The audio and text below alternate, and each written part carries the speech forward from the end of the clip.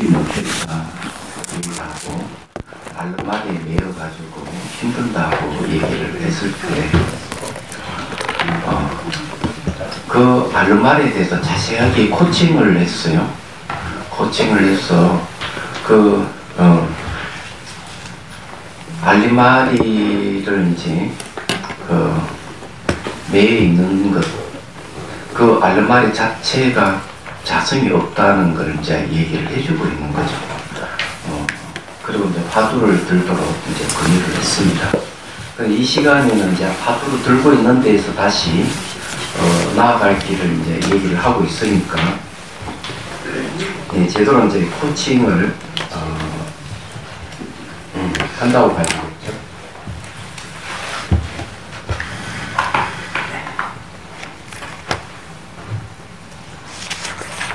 이제 실제 수행에 들어갔을 때 어떻게 코칭하는지를 한번 먼저 보도록 하겠습니다.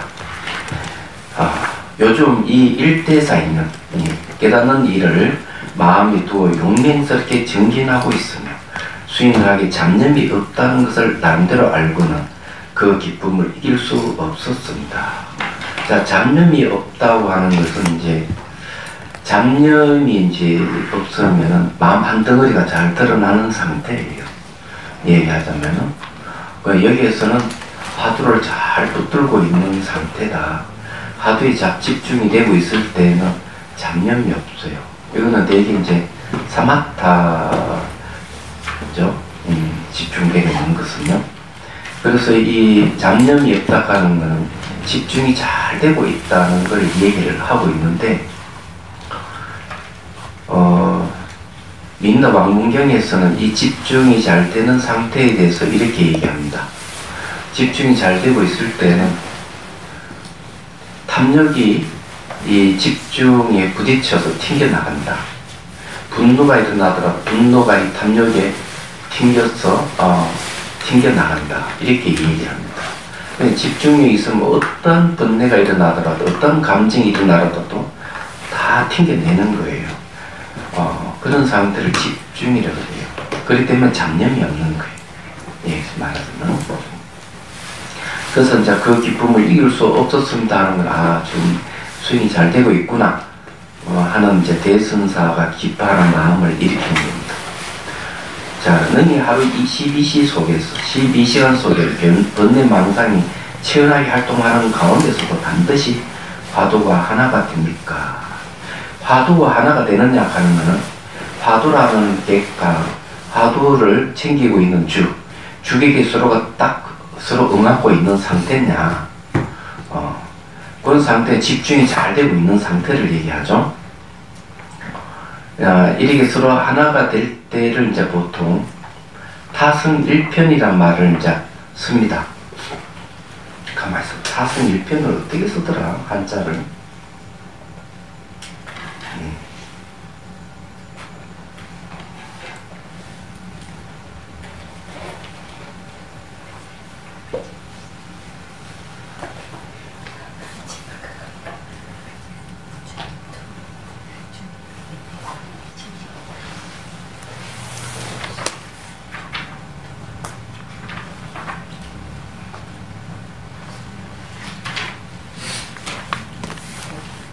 타승일편.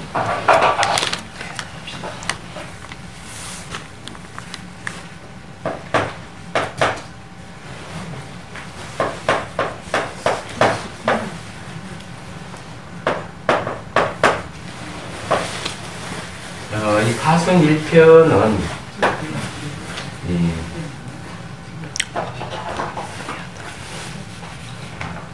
이게 말라버립니다. 물을 좀 적셔 주시면.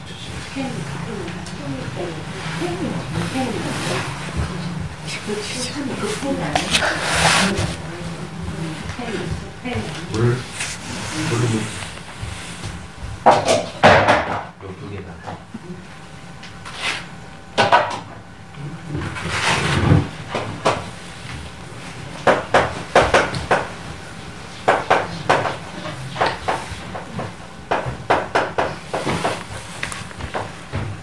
심일경성이라고 그래요. 마음이 한 대상에 딱 집중되어 있는 상태, 이런 뜻입니다.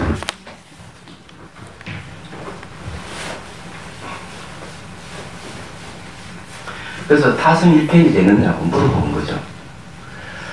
타성일편이 된다고 한다면은 주객이 딱 상대하고 있는 상태에서는 어떠한 잡념이 없는 상태예요. 그 이제 첫 번째 이제 그걸 하나 들고 있고, 두 번째는 잠을 잘 때나 깨 있을 때는 한결 같습니까? 이거는 오매이르라고 그래요. 의식이 우리 일상생활에 깨 있을 때나 잠들었을 때나 항상 같으냐? 한결 같다. 이렇게 이제 의식이 넓게 있다는 거죠. 그래서 이게 이제 잠잘 때나 또 일상생활에 의식이 깨 있는 게 동일하냐고 물어본 거예요. 이건 쉽지 않습니다.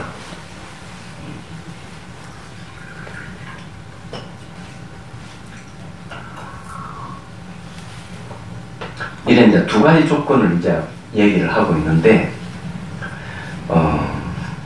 만약 그렇지 않다면, 만약 이 두 가지 조건이 맞지 않는다면 절대로 공적한 곳에 잠기거나 고요한 곳에 나아가지 마십시오.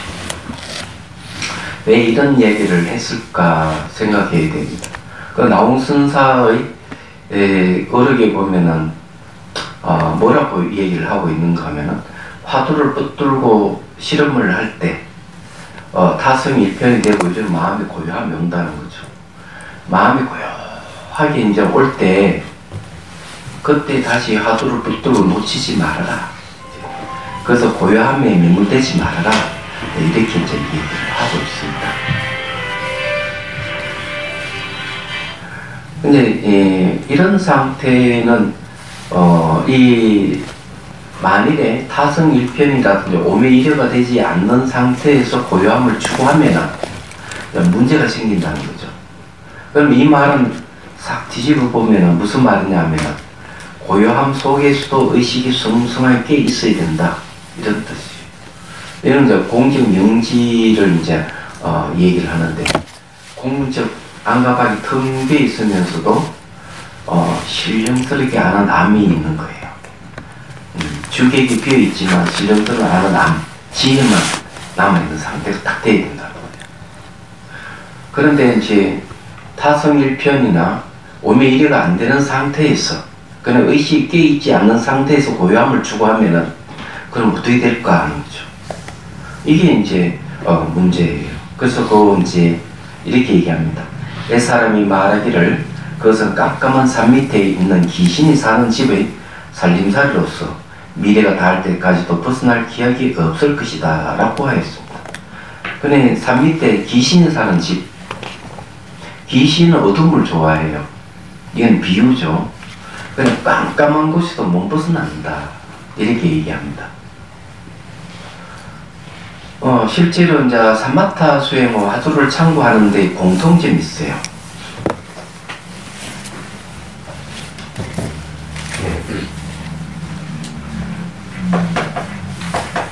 대성 사마타를 수행하고 화두를 두는 거.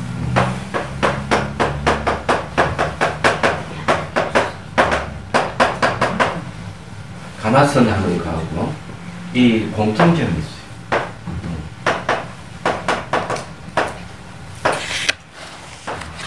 첫 번째, 마음을 대상으로 하는 거.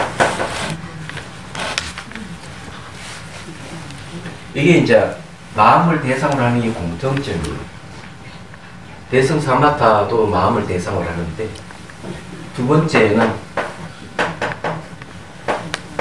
깨있음을 강조합니다. 대성 사마타도 깨있음을 강조해요. 그 왜 그러냐 하면은, 요 대성 사마타는 공성을 아는,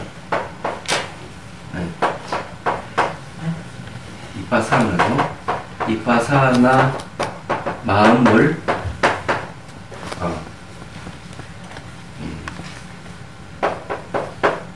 집중 대상으로 하는 거죠.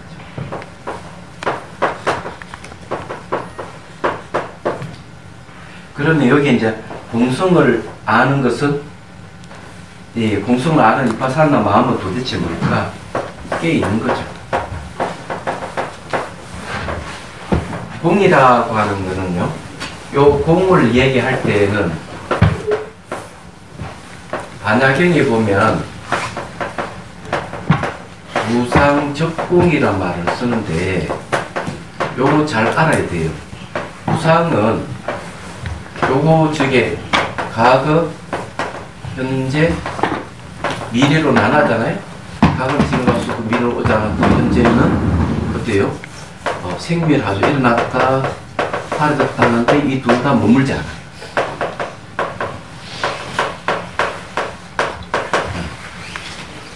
근데 여기에 보면은 의식이 과거도 안 가고 미래도 가지 않고 현재도 머물지 않는 것은 요걸 깨 있다는 거예요.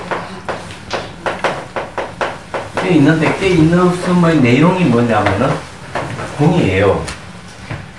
그래서 이게 대성삼만파하고 공통점이 뭐냐 이러면 마음을 대상으로 하고 그냥 감각이라든지 몸을 대상으로 하는 게 아니에요. 마음을 대상으로 하고 깨있다 하는 건 똑같아. 깨있음을 강조해요. 그리고 이제 세 번째 이제 공통점이 뭔가 하면은 고요함입니다. 요게 이제 심일경성이죠. 타성일편. 네. 심일경성 또는 타성일편입니다. 주객이 하나 된 상태. 요게 세 번째고, 네 번째가 이제 고요함을 얘기합니다. 그 다음에 이제 다섯 번째가 뭔가 하면 고요함 속에서 깨 있는 거죠. 이런 거는 가나선에서나 대승삼마타나 똑같아요. 다른 점이 있습니다. 이게 뭐가 다른? 이 공통점인데 다른 점이 있어요. 다른 점. 뭐가 다를까? 이걸 이제 방편이 다르다. 방편이 다르다.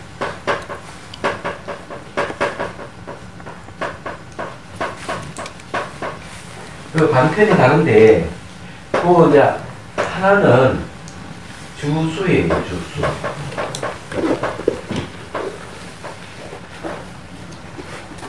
거기에 깨 있는 의식이 깨 있는데 딱 머물러 있는 게 이제 여기서 대승사마타 하는 방법, 거기 머무르는 거죠. 근데 화두는 깨 있음을 얘기하는 게 아니. 쑥 들어가 버리네.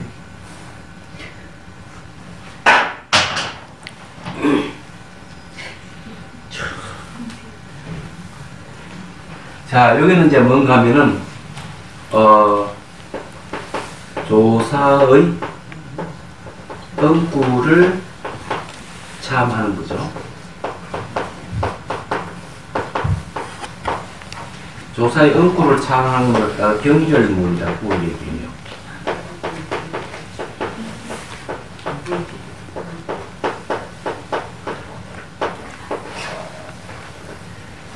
거기에 이제 여기에 화두를 참고합니다.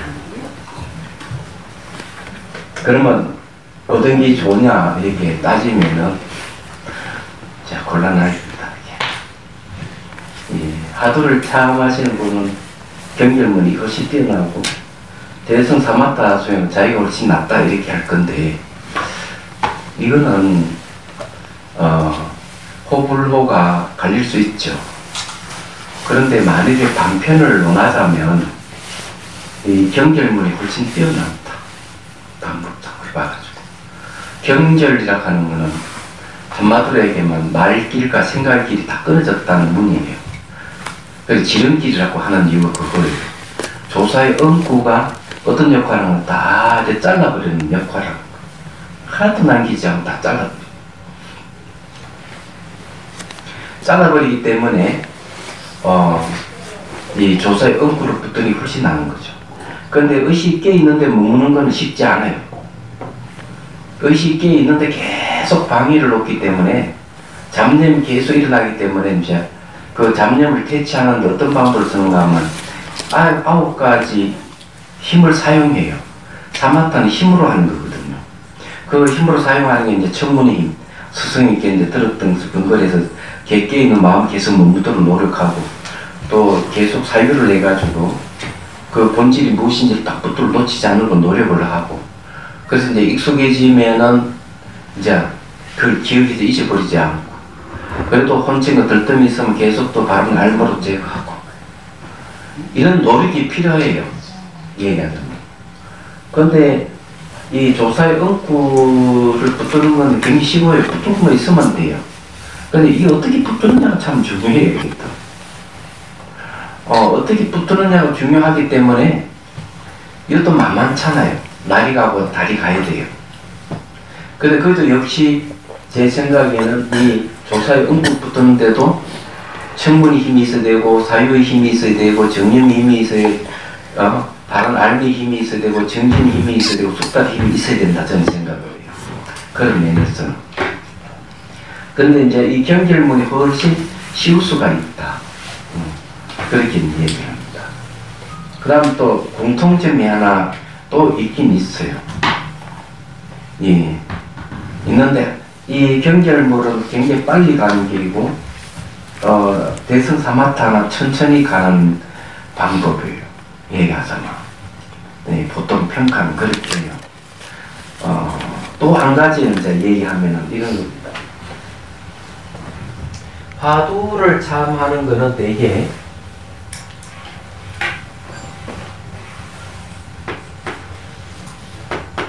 결과를 의지하는 거죠. 수행하는 거. 결과를 의지한다.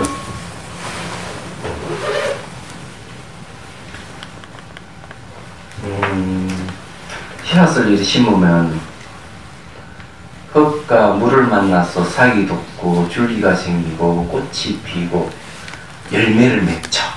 그 열매가 결과예요. 그러면 수행의 결과는 뭘까? 수행의 결과는 바로 본래 면목이에요. 본래 면목이라고 하는 것은 조작이 없고 근본이 없고 현상을 나타낸 병자가 없는 상태예요. 순수죠. 얘기하자. 그것을 의지하는 거죠. 그럼 거기에 코드를 딱 맞추려면 어떻게 되느냐? 조건이 있어요. 그 결과락하는 조건이 딱 맞추려면은 조작하지 말아야 돼. 그죠? 어떤 근거를 제시해요. 어떤, 그 다음에 견해라든 이런 게 붙으면 안 돼요. 그게 코드가 맞아야 됩니까? 그럼 본래 면목, 마음의 본성이라는데 코드를 맞추려고 그러니까 코드를 맞추는 게 뭐가 조사의 응구예요. 조사의 응구는 조작을 배제를 하는 거죠. 어떤 견해를 용납하지 않는 거죠. 조사의 응구가. 그러니까 예를 들어서 이제 그것도 얘기했죠. 앞에 내용을 하면은 한 물건도 가져오지 않는데 어때요?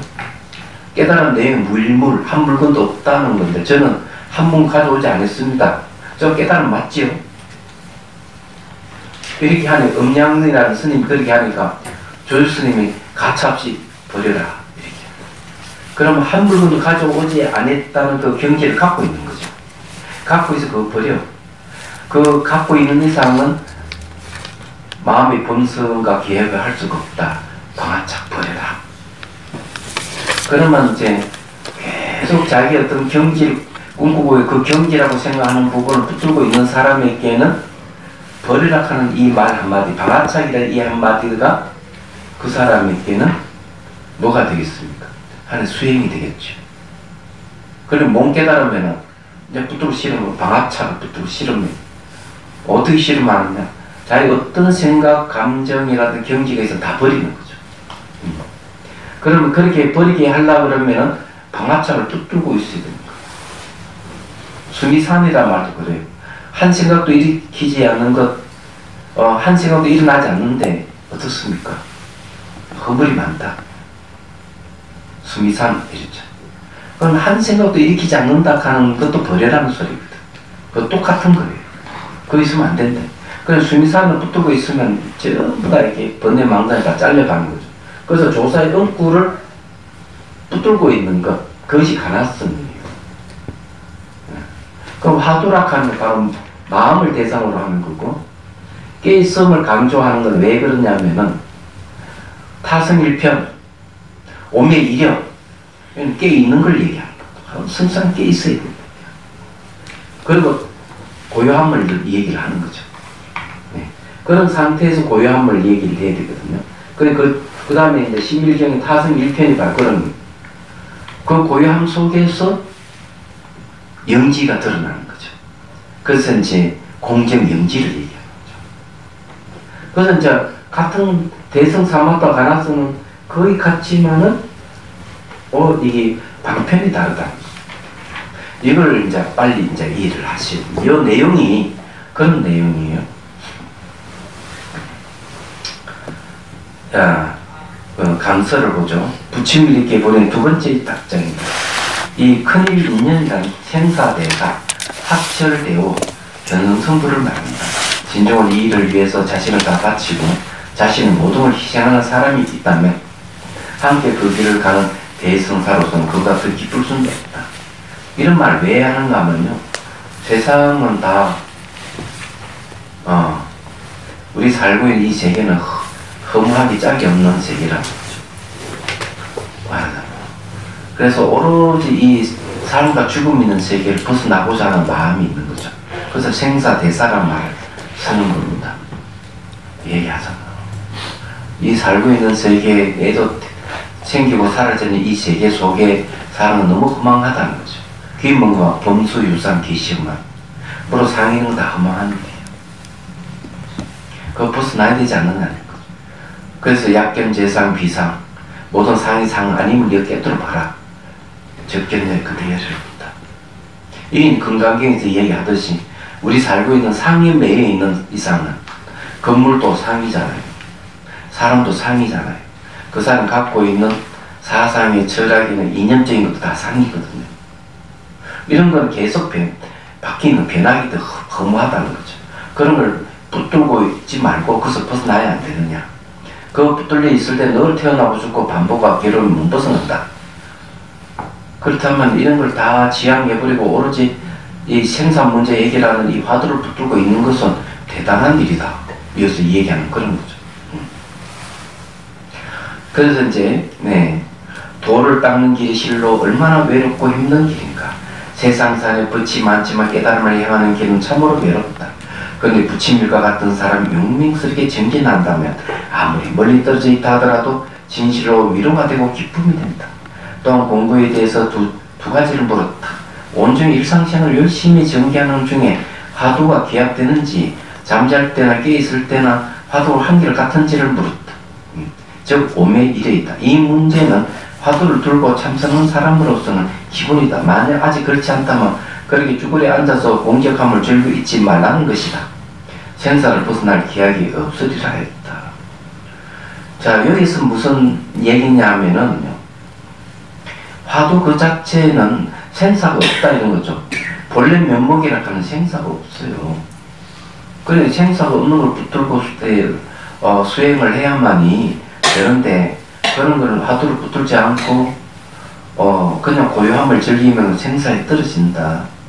그는 단지 고요함만 즐길 뿐이지 고요함은 생사가 없는 자리가 아니다. 이렇게 얘기를 하는 거예요. 그럼 여기서 우리가 알아야 될 게 두 가지가 있어요. 화두를 붙드는 건 힘으로 하는 거예요. 자기 힘으로 하는 거예요. 화두 자체는 생사가 없기 때문에 이입니다. 이를 얘기하는 거죠.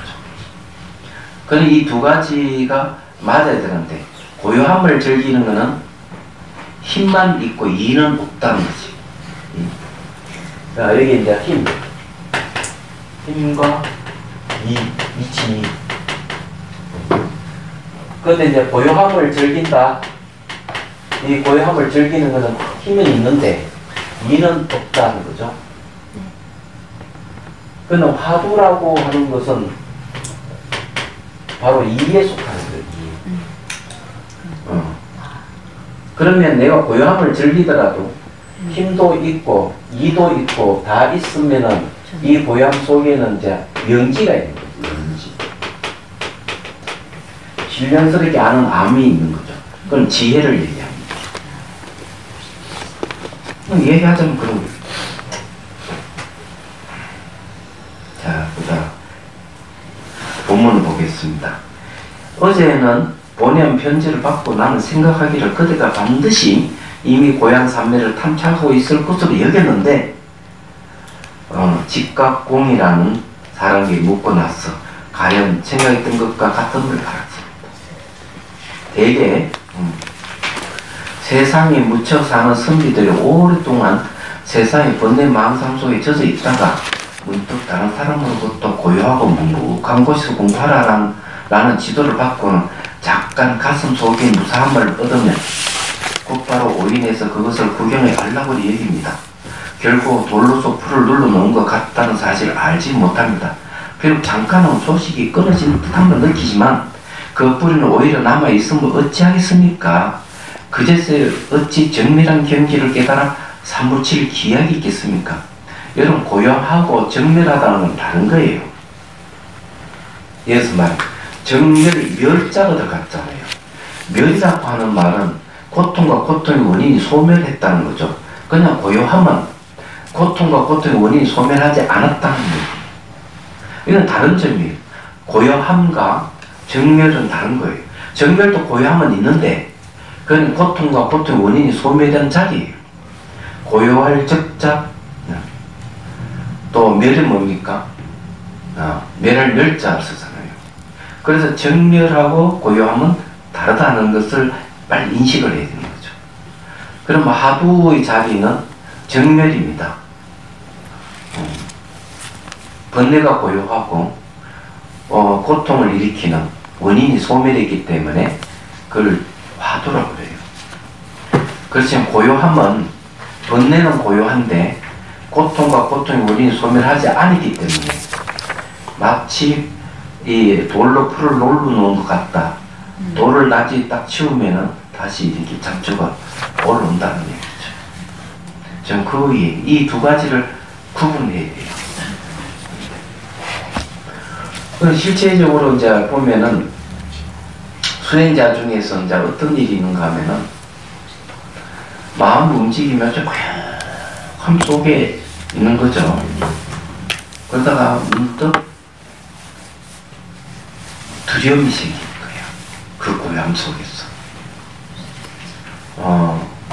지금 이제 수행 잘 하시는 분 중에 한 분이 이 두려움이 생겼어요. 전화 와서 어찌 하면 좋겠냐. 1시간 앉아도 1시간에 마음 움직임에 고요함만 있다. 이게. 앉으면 그렇대. 아무것도 현상도 없고 고요함만 있대. 그런데 어느 순간 두려움이 생겨. 그 속에서. 두려움이 생겼다 하는 것은 삶과 죽음의 문제를 일으키는, 생사심을 일으키는 번뇌가 있다는 얘기죠. 마음의 본성으로 들어가지 못했다는 얘기기도 해요. 그래서 사실은 그분에게 그 전에 묻자 제가 그런 얘기를 했어요. 삼법인을 제대로 봐야 된다. 무상고 무아를 보고 지혜가 생겼을 때 그 고요함이 들 때는 문제가 없지만 그런 걸 거치지 않고 바로 고요함으로 들어가면 다시 뒤로 돌아가야 되는 일이 생긴다. 이 절차를 반드시 밟고 가야 된다. 이렇게 얘기를 해줬어요. 근데 결국 그런 일이 이제 벌어진 거죠. 또 한 번 더 앉으면 거의 1시간 가까이 고요함 속에 있어요. 이분들에게 똑같이 제가 얘기를 해줬습니다. 지금 내용을 보면은 무상을 통해서 실체 없음으로 없음에 머무는 행위가 없다. 그냥 단지 고요함만 있다. 그렇게 될 때는 고요함 속에서 반드시 또 두려움이 생길 수가 있다. 제가 그 얘기를 해줬죠. 근데 여기서도 지금 이 대스님이 얘기하는 내용도 그런 얘기예요. 의식이 깨 있느냐? 깨있지 못한 상태에서 고요함 즐기면 안 된다. 그건 정밀이 아니야 하고 코칭을 해주는 거죠. 근데 이 내용이 굉장히 멋있어요. 지금 수행하는 사람들에게는 필요한 거죠. 그래서 이제 결과를 의지해서 수행을 하는 게 화두라고 하는 결과가 뭐냐 하면은 고통과 고통의 원인이 소멸한 자리가 그 결과예요. 얘기하자면 그걸 의지 수행하죠. 그 결과가 화두라고 표현하는 거예요. 그럼 거기에 맞는 코드를 맞추는 게 조사 응구를 가지고 하는 그게 코드가 맞죠. 그 조사 응구를 통해서 모든 번뇌 망상과 그 다음에 모든 고통의 원인을 잘라내는 거죠. 그럼 이걸 화두 참구라고 하는 뭘 전제로 하느냐 하면은 마음의 본성이 무엇인지 알고 수행해야 된다는 전제를 하고 있어요. 그래서 대스님 앞에서 마음은 방향도 없고 초수도 없다. 이렇게. 그 말은 마음은 모양도 없고 색깔도 없다. 하는 걸 분명히 얘기를 했어요. 그 우리 마음의 본성이에요. 거기에다가 초점 맞추는 거죠.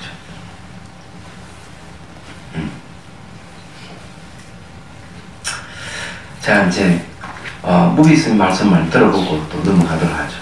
세간에서 가정을 꾸리고 사업을 하거나 직장을 다니는 등등의 일에 골몰하다 보면 산소 고요한 환경이 좋게 여겨져서 출가하고 싶은 생각이 절로 난다.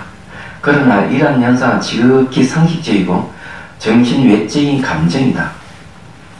그런데 이런 현상들이 많이 생겨야죠. 거기에 자비선사 산 하나 넘어가면 백운동인데 백운동 골짜기에 많은 사람이 집 짓고 살고 있어요. 산 속에. 그리고 산이 좋다 그러면 골짜기에 좋은 장소를 펜션을 만들어 가지고 그렇게 근데 살지도 못하면서 별장같이 왔다 갔다 하고 그러거든요. 동경하는 마음이 고요하면 동경하는 마음은 이해가 되는데 얘기하자면 그런 분들 굉장히 많습니다. 혹시 저기 마음이 있으신 분은 자비선사 근처에 고요한 곳이 많거든요. 이주해 오세요. 서울 아파트 팔면은 땅 큰 거 하나 사고 집 다 지을 거예요. 얘기하자면. 그 직장은 그냥 KTX 타고 왔다 갔다 하면 되고 여러분 세월 좋잖아요. 뭐 일주일 5일만 근무한다며? 5일인가? 4일인가? 뭐 좋잖아요. 4일 근무죠. 금, 토, 일 노잖아요. 좋죠. 이제 세상이 점점점 좋아집니다. 그래서 어쨌든 주변에 와서 살면 좋습니다. 사시는 분 한 분 계셔요. 예. 대구 아파트 팔아버리고 그 시골 총구석에 그냥 땅 사서 집 짓고 사시는 분 계세요. 자비선사 옆에 있어서 왔대요. 예. 자, 어쨌든 그렇습니다. 자, 진정으로 마음이 온갖 번뇌 망상에 이끌려 살다가 다행히 순간에 번뇌도 다 사라지고 마음마저 적적하게 텅 빈 경계를 맛보게 되면 실로 이것이 열반이구나 라는 생각을 하게 되고 세상의 안락이라고 여기게 된다. 그러나 그것은 진정한 불교도 아닐 뿐더러 마군의 외도들을 즐기는 경지다. 첫째, 그와 같은 경지가 영원히 지속되지는 않는다. 마치 돌로서 풀을 물어놓은 것 같아서 번뇌 불은 여전히 살아있다. 진정 정멸의 경지가 아니다. 요즘 또 절도하거나 기도를 하거나 자성을 하고 이와 같은 상태를 경험한 사람들이 그 맛을 한번 본 사람은 어떤 가르침을 들으려고 하지 않는다. 실로 불법은 저 바다의 호흡보다도 더 넓고 마치 목석도 아니면서 목석을 닮아있다. 이건 끝말이 재밌네. 호흡보다 더 넓다. 그냥 호공같이 고야함으로 착각할 수도 있죠. 목석도 아니면서 목선은 닮아있다. 그 목선은 뭡니까? 번뇌 망상이 없잖아요. 그냥 불교는 아무것도 없는 걸 지향한 것 같이 착각을 일으킨다. 이렇게 얘기를 하는 거죠. 자, 이제 본문을 보죠. 진정으로 정밀한 경지가 앞에 나타나기를 바란다면 반드시 왕성하게 생멸하는 가운데서 갑자기 한번 도약에서 뛰어나와야 한다. 한 번에 탁 뛰어나올 수 있는 것은 바로 경절문입니다. 조사에 엉고를 붙들고 실험할 때만 가능해요. 조사에 엉고 모든 악기, 악각을 다 끊어주거든요. 걔는 불서 있습니까? 뭐를 없다. 무 하는 말 한마디에 악기, 악각을 끊는다 그랬죠. 그래서 한 번에 뛰어나온 거죠. 생멸하는 건 세간을 얘기합니다. 세간에서 출세간을 탁 오는 거죠. 출세간이라 하는 것은 시간, 공간을 벗어났다는 거죠.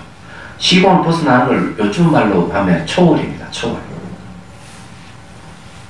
현상 세계의 시공간에 매 있다가 한 번에 도약해서 초월해버리는 거죠. 이게 이제 수행이 명상이에요.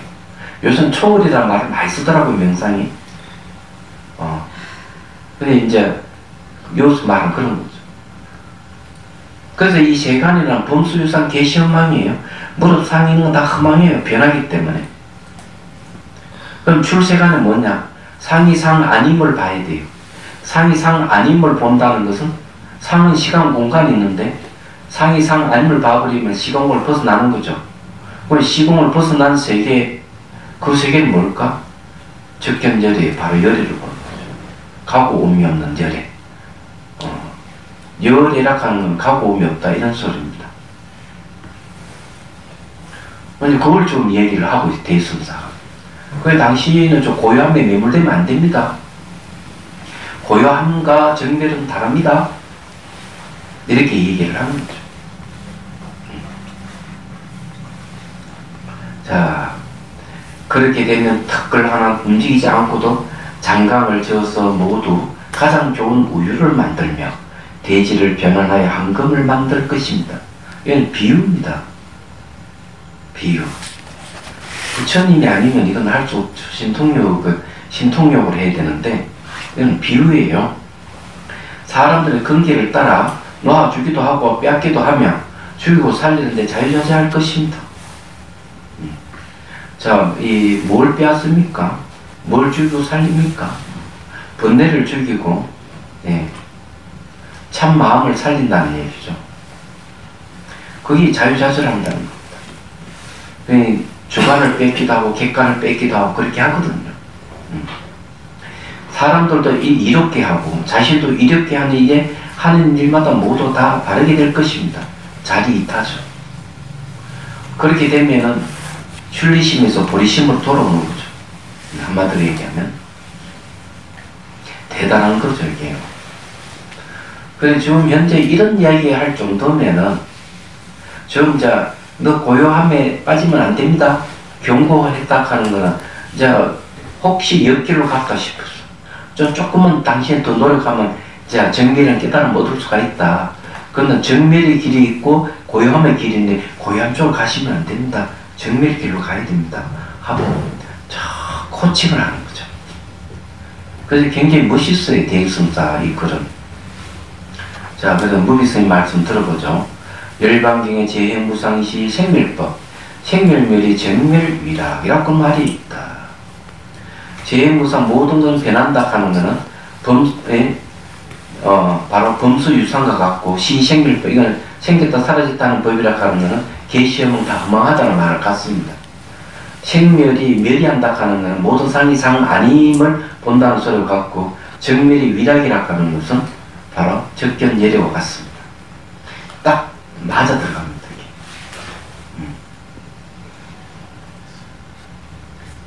이 구절은 법을 위해서 몸을 잇는 국법정신의 모범을 보인 설상동제이라다.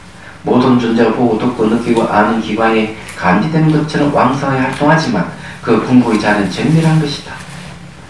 정밀한 자리가 즐거움이며 편안한 경지다. 적멸하는 말이 제가 다시 한번 설명을 해드리죠.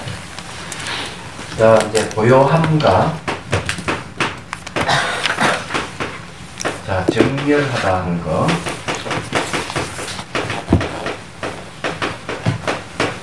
요거는 근내가 고요하다는 거죠. 멸이라 하는 것은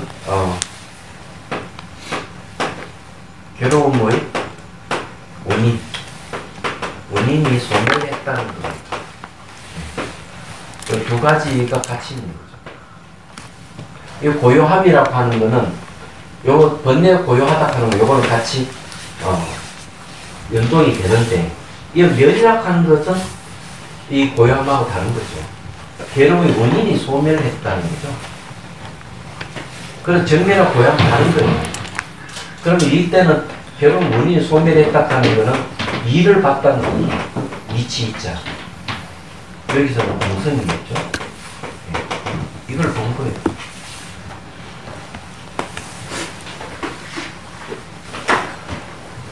그래서 이제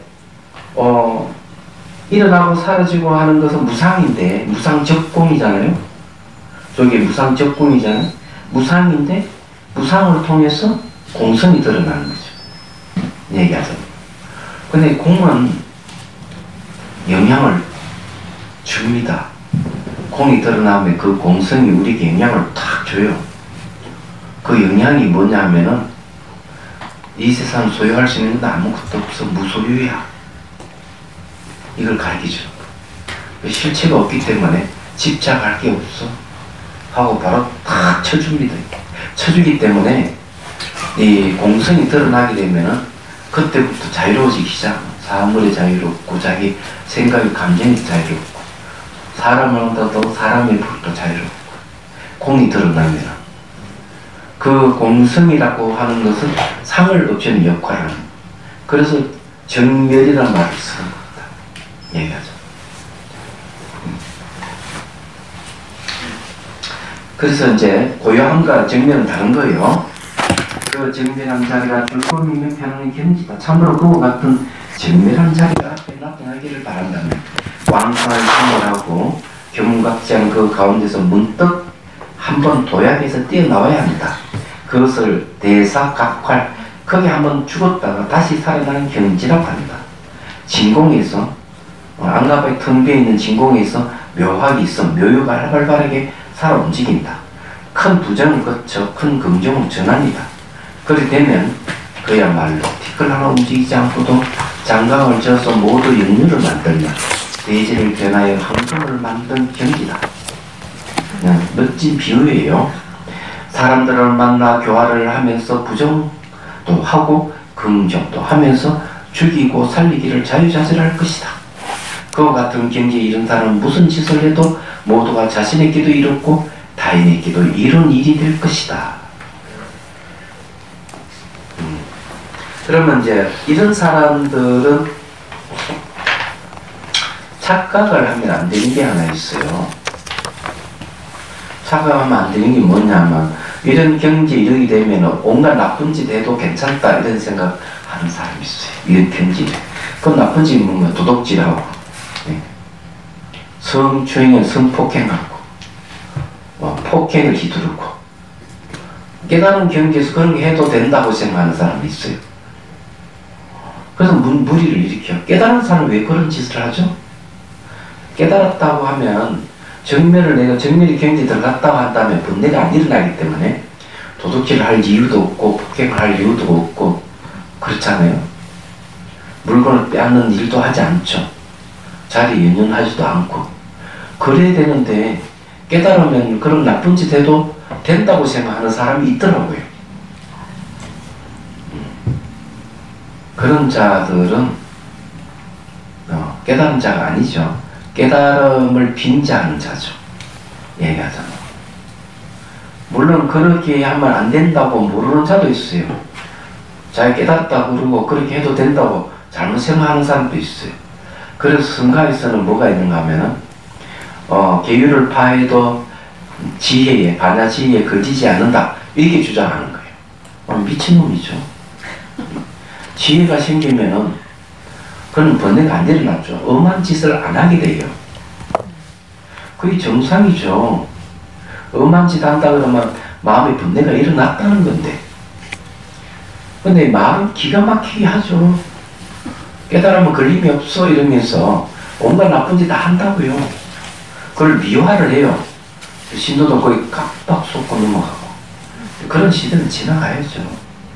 어리숙한 시대가 아닙니다 지금. 그래서 이제 그런 건데 깨달았다는 걸 무기를 가지고 세속적인 이익을 추구한다면 전부 다 잘못된 겁니다. 그런 걸 아셔야 돼요.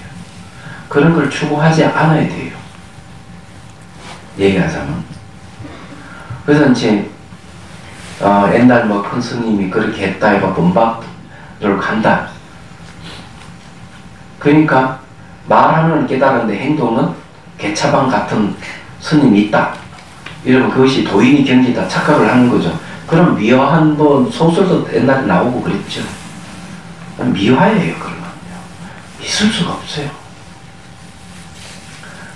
그렇게 아직까지 얘기하는 뭐 신도가 있다, 거사가 있다 이러면은 좀 곤란해요. 얘기하자면. 그래서 여기서 나도 이렇고 남도 이렇게 하는 일에 대해서 자유자주가 한다 하더라도 본성에 딱 맞는 행동을 합니다. 마음의 본성은 탐욕이 없어요. 분노가 없고 의석음이 없거든요. 탐진치에서 음한 행동이 나오는데 본성에는 그런 게 없어요. 자, 또 봅시다. 본문입니다. 앞서간 승인들은 이것이 무진장 다락문이며 무진장 신통 유의문이며 무진장 뜻대로 하는 해탈문이라고 말씀하셨습니다. 해탈이라고 하는 건 요즘 비슷한 개념이 초월입니다. 초월. 어딘데 걸리지 않는다. 그래서 초월은 뭘 건너뛴다 이런 말인데 해탈은 속박에서 벗어났다, 자유롭다 이런 뜻이 있어요. 맞아요. 어찌 참다운 대장부로서 능히 해야 할 일이 아니겠습니까? 그러나 또한 억지를 시켜서 하는 일이 아닙니다. 모두 우리 마음에 본래 갖추고 있는 능력일 뿐이고 우리 본래 갖추고 있다. 능력이다. 본래 갖추고 있는 능력이 뭘까? 이 무량성공덕이라고 해요. 하려는 성품의 공덕. 공덕은 훌륭한 결과를 낼 수 있는 힘. 이런 거죠. 이런 것이 우리에게 있는데 다르게 얘기하면요. 우리 마음의 본성은 어떤 것도 결정되어 있는 게 하나도 없다. 이걸 항상 기억을 하셔야 돼요. 남자로도 결정이 안 돼 있고 여자로 결정 안 돼 있고 인간으로 결정되어 있지 않고 동물도 결정되어 있지 않고 귀신으로 결정되어 있지 않고 천신으로도 결정이 안 돼 있어. 마음은 어디에도 속하지 않아. 그러면 뒤집어서 얘기를 하면 그게 무한 능력이에요. 얼마든 지옥 중생도 될 수 있고 축생도 될 수 있고 인간도 될 수 있고 귀신도 될 수 있고 천상신도 될 수 있고 성은 영각도 될 수 있고 보살도 되고 부처가 될 수 있어요. 자기가 어떤 행동을 하는 행위에 따라서 그 행위에서 결정되는 거예요. 진정한 자유를 얻으려면 어떤 결정되어 있지 않은 경지를 되도록 하려면 어찌 해야 되느냐? 지혜가 있어야 돼. 사물을 깨뜨려보는 지혜가 있으면 속에 들어있던 잘못된 것들 다 없어져요.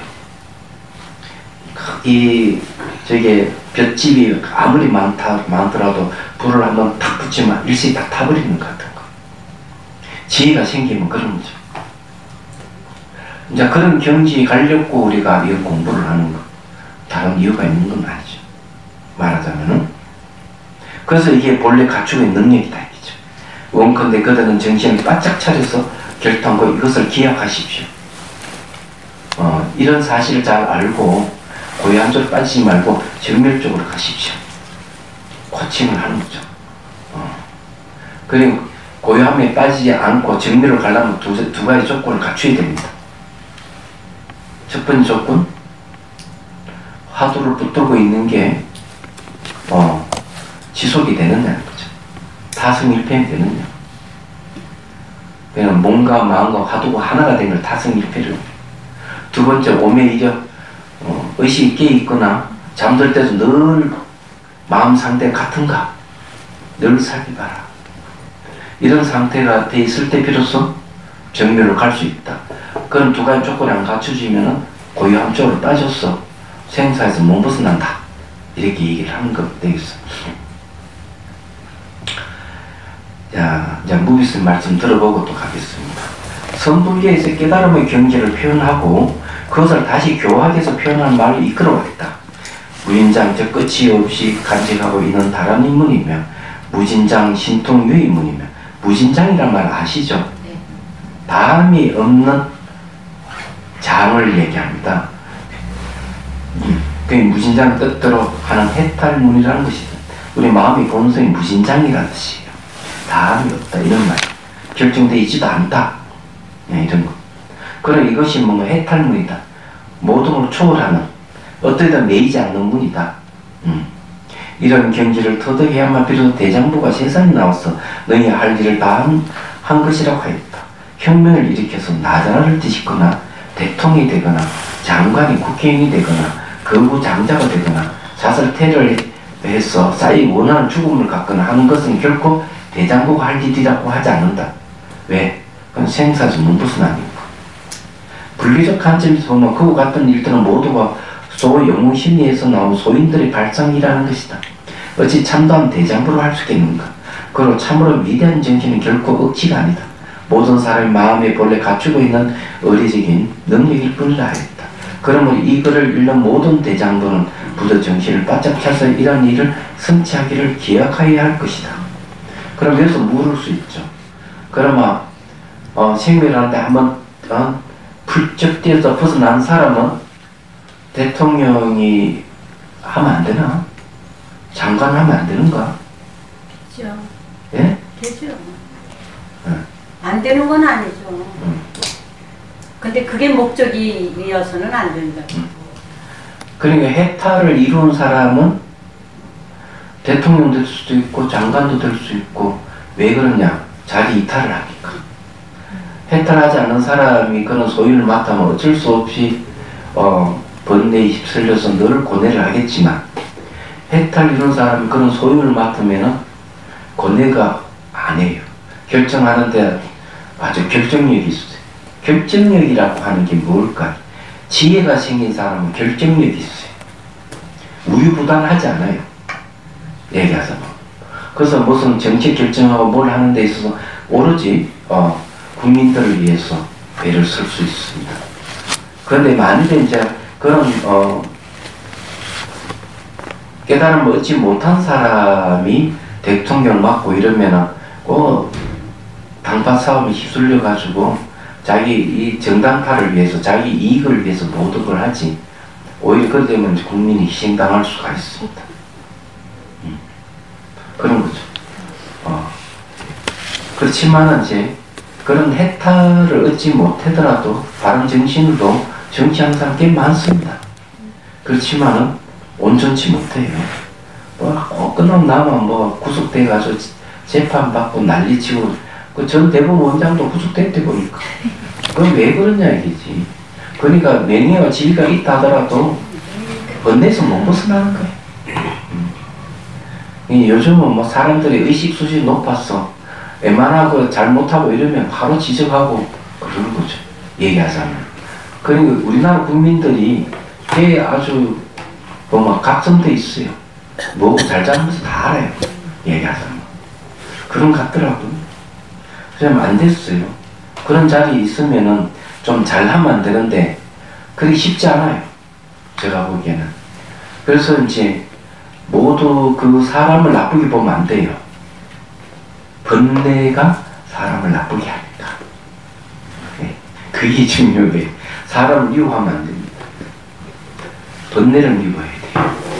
그래서 우리는 이 공부하는 건 번뇌를 이놈을 어떻게 해결하느냐가 중요해요. 자, 그 다음에 이제 본문을 보겠습니다. 확철하게 크게 깨달으면 가슴 속이 환하게 밝은 것이 마치 100,000개 태풍이 태양이 뜬 것과 같습니다. 가슴 속이 환하게, 머리가 환한 게 아니고 가슴이 환하다. 그러니까 상당히 재미있는 표현이에요. 그럼 왜 가슴이 환하다 그랬을까? 의식이 수행을 하면 의식이 머리에서 이렇게 내려와요. 가슴 쪽으로. 내려오면 가슴 쪽으로 내려올 때는 번뇌 망상이 없어요. 예. 그 지혜가 개발되는 사람은 아마 의식이 가슴 쪽으로 내려오지 않을까 이런 생각을 합니다. 의식이 이렇게 내려와. 이걸 체험한 사람들 많습니다. 꽤. 그래서 이제 여기도 그런 얘기를 좀 하는 것 같아요. 시방세계를 한순간에 분명하게 알 수 있는 것이 틀 것만치도 틀지 않을 것입니다. 그렇게 되면 비로소 구경의 경지와 합일하게 될 것입니다. 과연 누가 이와 같이 된다면 어찌 유독 생사의 길에서 힘을 얻는 것이 불겠습니까?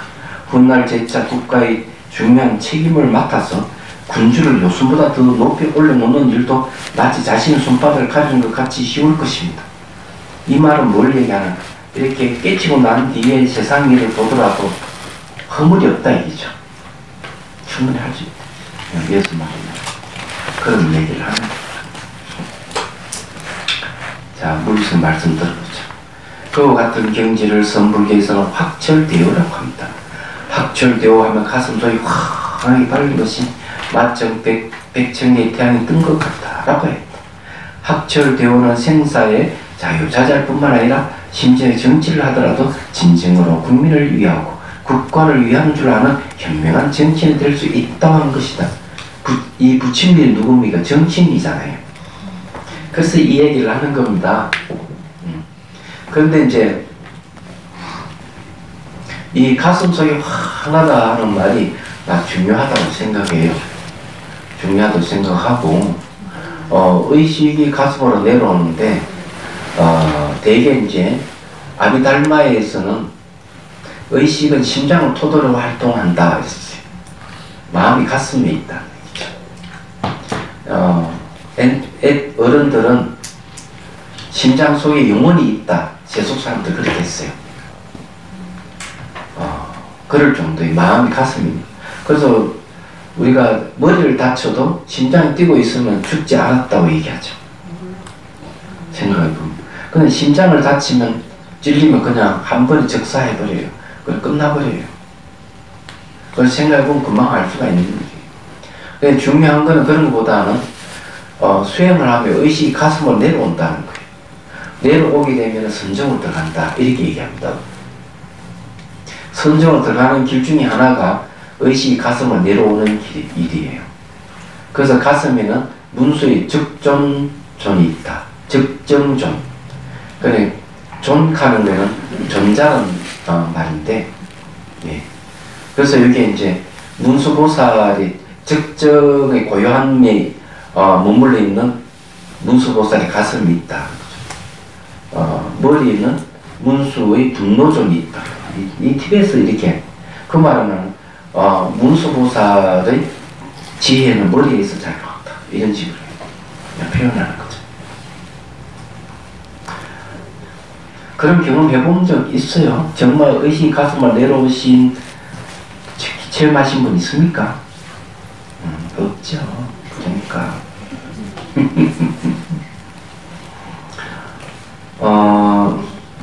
신체적인 수행을 하면 명상을 하면 신체적인 변화가 일어나는 당연해요.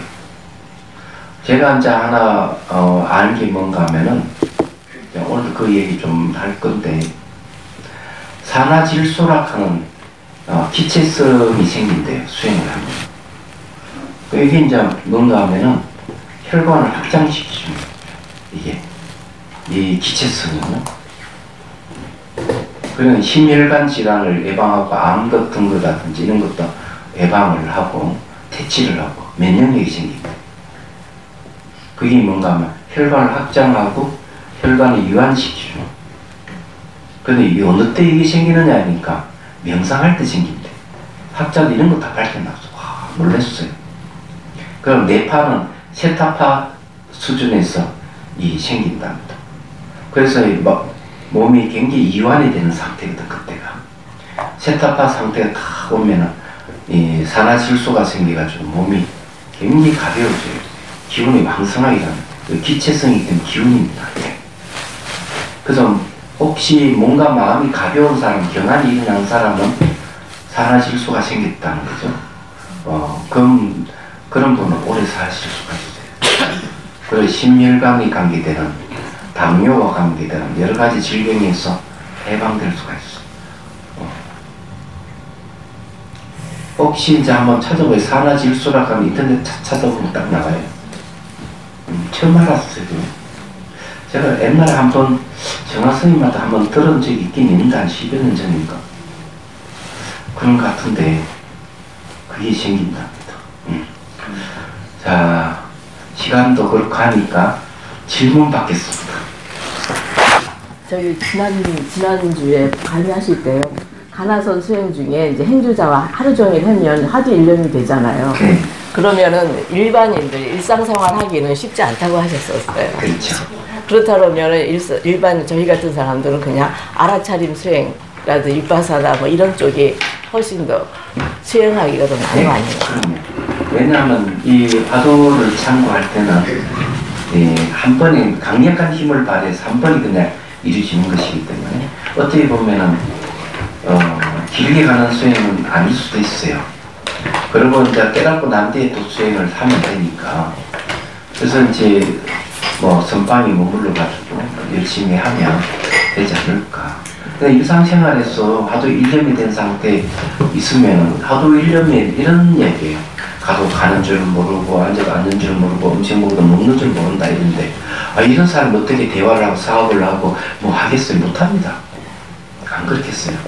그럼 일상생활에서는 그냥 알아차림을 통해 의식 깨우는 훈련을 하고 이제 선방에 앉았을 때는 이제 하도 1년이 될 수 있도록 노력을 하고 그래서 필요한 게 이제 선방이 필요한 거죠. 제가 보기엔 그런 것 같아요. 이제 그렇게 하고 난 다음에 이제 일상생활 돌아갔을 때는 자리타의 삶을 살 수 있으니까 문제 없을 겁니다. 그러니까 뭐 타선 일편들에게 막 1년 가고 뭐 2년은 그런 건 아닌 것 같습니다. 또 질문